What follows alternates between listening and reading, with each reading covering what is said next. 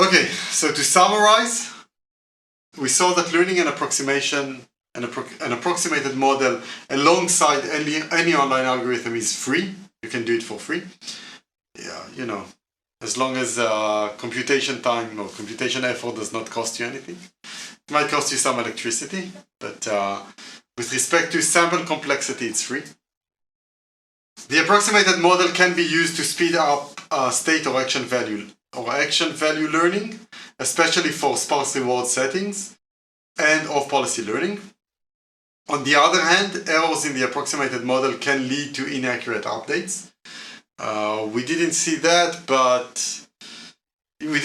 in the results, but you can try it out and see, you can try it out in highly stochastic environments and see what happens if you simulate transitions unreliably and use them to update your policy.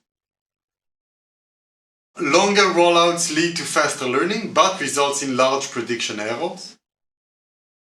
When setting the n hyperparameters in DynaQ, you should take into account the model accuracy and the cost of real versus simulated transitions. And at this point, we're done with tabular learning approaches. So our next topic will already cover function approximators, and we'll discuss why it's important and how to do that.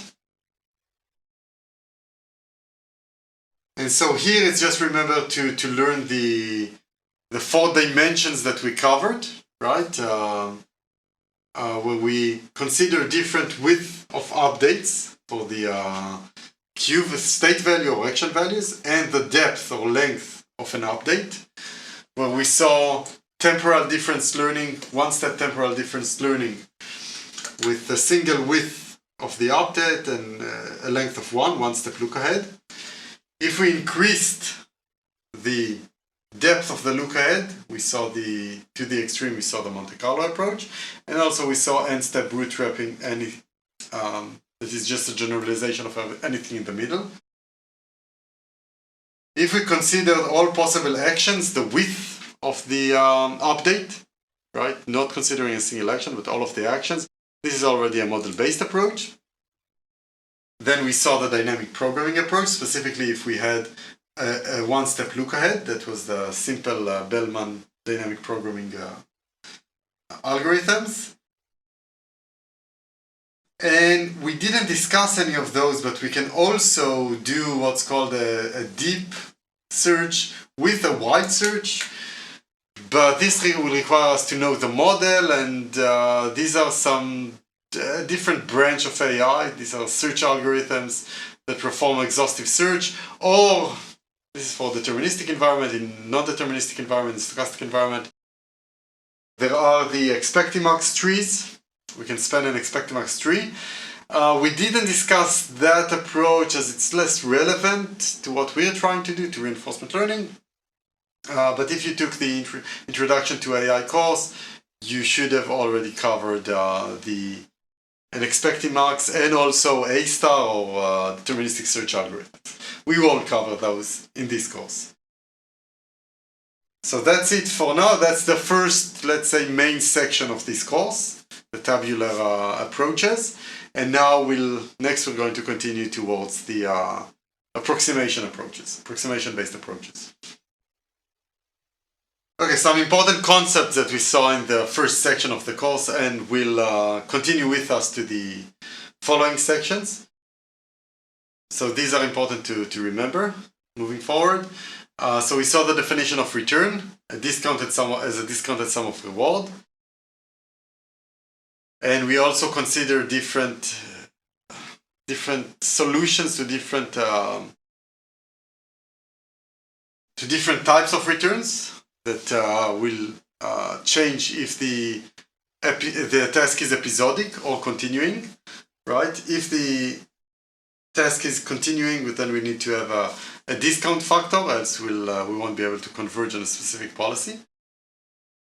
If the task is episodic, it might not be discounted, but common practice is that any task is discounted, even if the discount factor is 0.99. Still, that's usually sufficient in order to guarantee convergence. So far, we saw different types of values that we learn. We saw the action or Q value and state or V value. Later on, we'll see also other types like the advantage value. We will discuss that later on. But these are moving forward, these will still be the two main values that any value-based approach will attempt to learn. What kind of values should be estimated, whether they are the Q or the state value? Well, we saw that if we only estimate state values, then either a model or a separate policy is required for action selection, right? If we only learn the state values, then we won't be able to extract a policy. In most cases, if we have a model, then we can still extract a policy. We saw that in dynamic programming, in value iteration. But later on, we'll also see a different approach where we train a policy independently or separately from the state values, and then we can also, it is still useful to train the state values in order to converge on the optimal policy. We'll see that later on. Another concept that we discuss is action selection and how does that impact exploration, efficient exploration. And we try to answer the question of how should actions be selected in order to ensure a suitable trade-off between exploration and exploitation. We considered several approaches like epsilon greedy, optimistic initialization of values, softmax, and upper confidence bound. And we discussed the pros and cons of these approaches. Other concepts that we discussed is synchronous versus asynchronous training. Are the updates for all states performed simultaneously or one by one in some order? Right? So we saw that for dynamic programming approaches.